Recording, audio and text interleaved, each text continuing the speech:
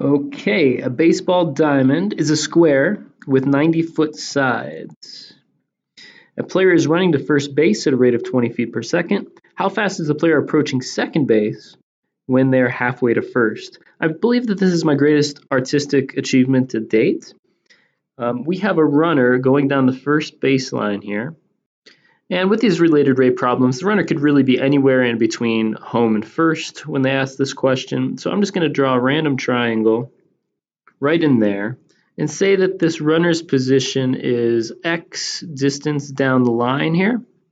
And we'll say that this runner at this point is a distance S from second base. You'll notice that since this is a square, this is a right triangle right here. And as always, we need to ask the question, what rate are we given and what rate are we trying to find?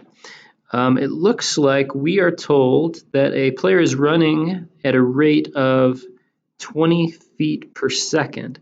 That would be how fast this distance from home is changing. So that would be, in terms of calculus notation, dx dt equals 20.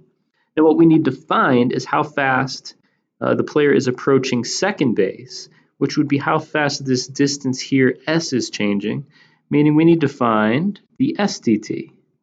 Now that we know the rate that we're given and which rate we're trying to find, we need to find a way to relate those two variables.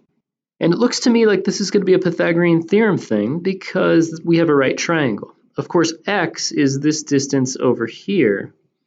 In this right triangle, we know that since this entire distance is 90 down the first baseline, that this distance right here is 90 minus x.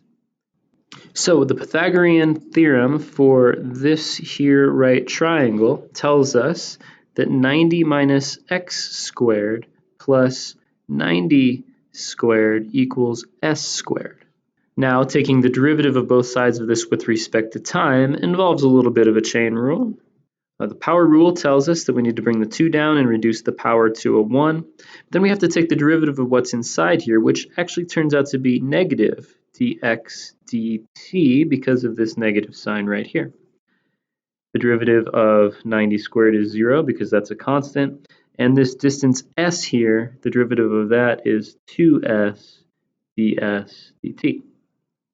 Now let's do our little status check here. ds dt is what we're trying to find. We know what dx dt is. We are actually given that x, we're given the distance down the base path that the runner has traveled. They say they're halfway to first, so that means that x is going to be 45. The one thing that we're not given is s. Fortunately, we are able to figure out what s is based on the fact that we know what x is. We know that x equals 45, so we're going to plug that in to our Pythagorean theorem equation, and we can simplify this equation, solve for s, and I'm getting s is the square root of 10,125. Okay, it ain't pretty, but we're going to plug all that stuff into this equation. The only thing that should be left would be ds dt. All right, we plugged everything in. Now we just need to simplify, use a little bit of algebra to isolate this ds dt. I divided both sides of this equation by the 2 in the square root of 10,125. And when we reduce and plug all of this into our calculator, it looks like we're getting negative 8.94 approximately for our value of ds dt. Now what that means, if we go back to our picture here, is that the value of s is decreasing, it's shrinking at a rate of approximately 8.9 units wise, we're talking feet per second. So I'll write in those units, feet per second, and I believe that that answers the question. That's how fast the player is, approaching second base as they're running towards first base.